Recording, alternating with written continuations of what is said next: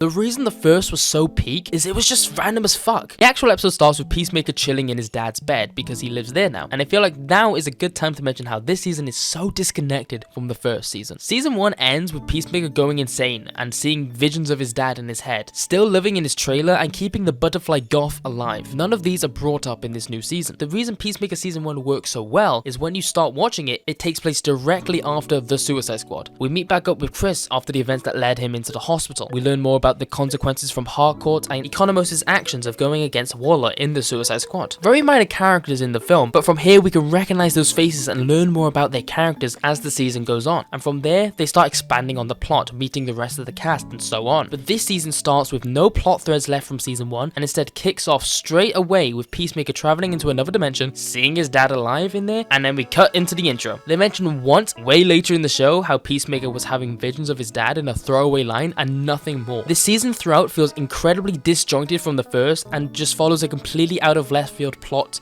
of a Nazi universe. The other plotline of Rick Flag Sr. trying to get revenge is at least connected to the first season, because in the first he continuously has visions of him feeling bad about killing Rick Flag Jr. Now, the intro sequence. It doesn't quite hit the same as the first, but it was a high bar to meet, and it's still very good all things considered. Personally though, I don't love the focus on Peacemaker and Harcourt's love story. The reason the first was so peak is it was just random as fuck. It doesn't need an underlining story within. Just give us a funny dance moves with a banger song that I can clap and dance along and sing along to. That's all I need.